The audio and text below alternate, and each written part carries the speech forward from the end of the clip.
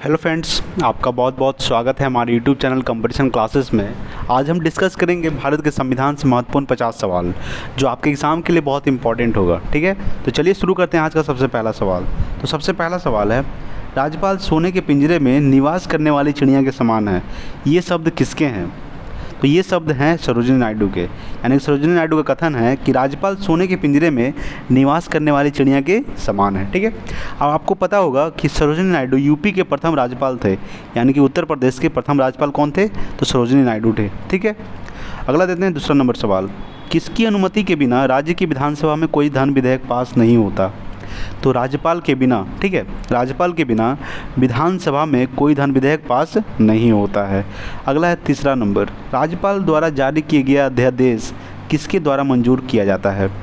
तो राज्यपाल द्वारा जारी किया गया अध्यादेश विधानमंडल द्वारा क्या किया जाता है? तो मंजूर किया जाता है। ठीक है, अगला देखते हैं 4 नंबर सवाल।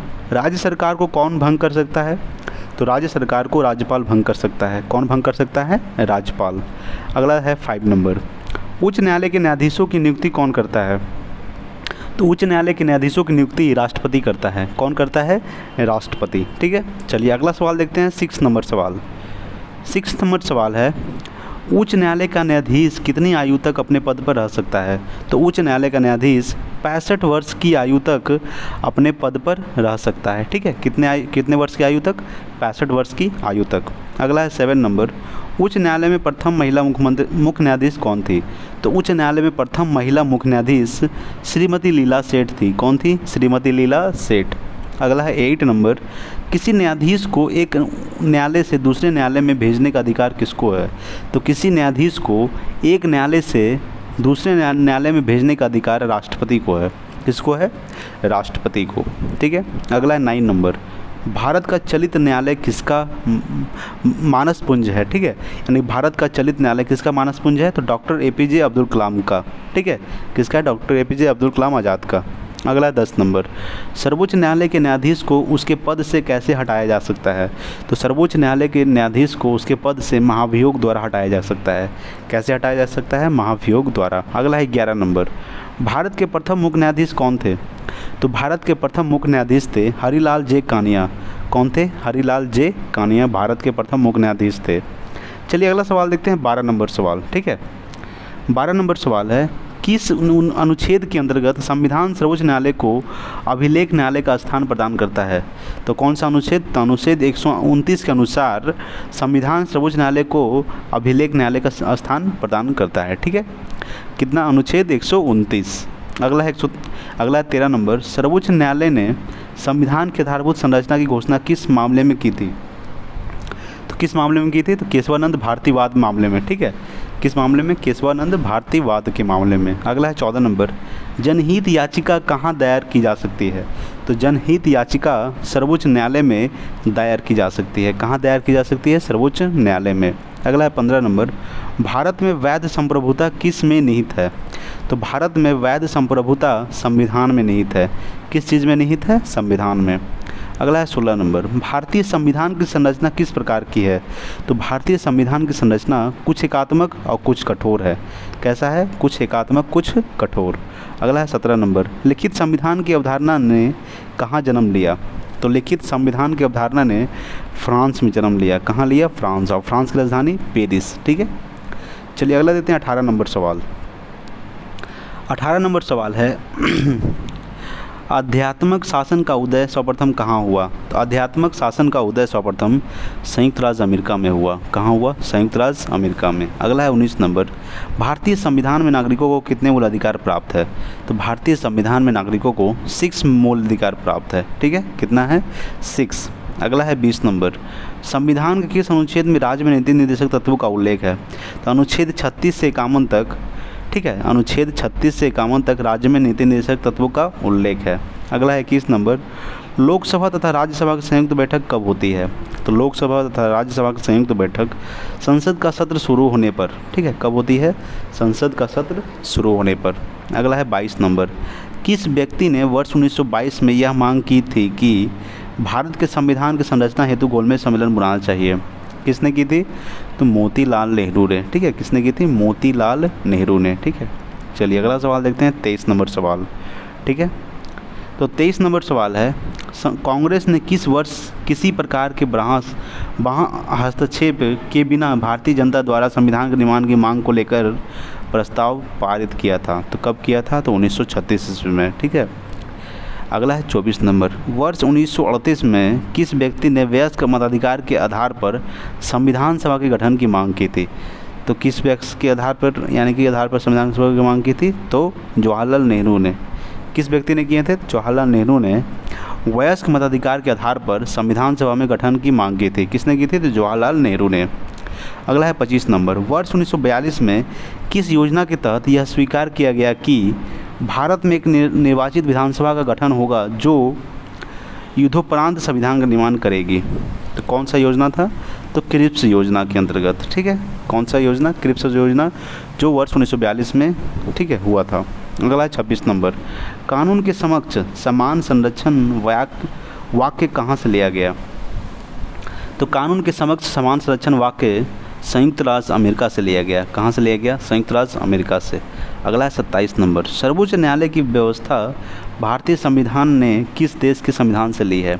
तो सर्वोच्च न्यायालय की व्यवस्था भारतीय संविधान ने संयुक्त राज्य अमेरिका देश के संविधान से ली है। कौन सा देश के संविधान से ली है? तो संयुक्त राज्य अमेरिका के देश के संविधान से ली है। ठीक है, चलिए अगला देखते हैं 28 नंबर सवाल। ठीक है, 28 नंबर सवाल है, भारतीय संविधान की संशोधन प्रक्रिया किस देश के संविधान से प्रभावित है? तो भारतीय संविधान के संशोधन की प्रक्रिया दक्षिण अफ्रीका के संविधान से प्रभावित है। किस देश के संविधान से प्रभावित है? दक्षिण अफ्रीका। अगला है 29 नंबर, विधि के समक्ष समानता कहाँ से ली गई है? तो विधि के समक्ष समानता इंग्लैंड से ली गई है। कहाँ से ली गई है? इंग्लैंड से। अगला है 30 नंबर, वह संवैधानिक दस्तावेज कौन सा है जिसका भारतीय संविधान तैयार करने में गहरा प्रभाव पड़ा? तो कौन सा है? तो भारत सरकार अधिनियम 1935। ठीक है, इसमें जिसका भारतीय संविधान तैयार करने में गहरा प्रभाव पड़ा था। ठीक है, अगला है 31 नंबर, सर्वप्रथम संविधान सभा की बैठक कब हुई थी? तो सर्वप्रथम संविधान सभा की बैठक 9 दिसंबर 1946 को हुई थी। कब हुई थी? 9 दिसंबर 1946 को। अगला है 32 नंबर, संविधान सभा का अस्थायी अध्यक्ष किसे नियुक्त किया गया? तो संविधान सभा का अस्थायी अध्यक्ष डॉक्टर सच्चिदानंद सिन्हा को नियुक्त किया गया। किसे नियुक्त किया गया? डॉक्टर सच्चिदानंद सिन्हा को। ठीक है, अगला देखते हैं 33 नंबर सवाल, प्रारूप समिति का अध्यक्ष किसे बनाया गया? तो प्रारूप समिति का अध्यक्ष डॉक्टर भीमराव अंबेडकर को बनाया गया। किसे बनाया गया? डॉक्टर भीमराव अंबेडकर को। ठीक है, चलिए अगला देखते हैं 34 नंबर सवाल। 34 नंबर सवाल है, भारतीय संविधान को कब अंगीकार किया गया? तो भारतीय संविधान को 26 नवंबर 1949 को अंगीकार किया गया। कब किया गया? 26 नवंबर 1949 को। अगला है 35 नंबर, भारत का संविधान भारत को किस रूप में वर्णित करता है? तो भारत का संविधान भारत को राज्यों के संघ के रूप में वर्णित करता है। कैसे वर्णित करता है? राज्यों के संघ के रूप में। अगला है 36 नंबर, उच्च न्यायालय के न्यायाधीशों की नियुक्ति कौन करता है? तो उच्च न्यायालय के न्यायाधीशों की नियुक्ति राष्ट्रपति करता है। कौन करता है? राष्ट्रपति। अगला है 37 नंबर, उच्च न्यायालय का न्यायाधीश कितनी आयु तक अपने पद पर रह सकता है? तो उच्च न्यायालय का न्यायाधीश 65 वर्ष की आयु तक अपने पद पर रह सकता है। कितने वर्ष की आयु तक? तो 65 वर्ष की आयु तक।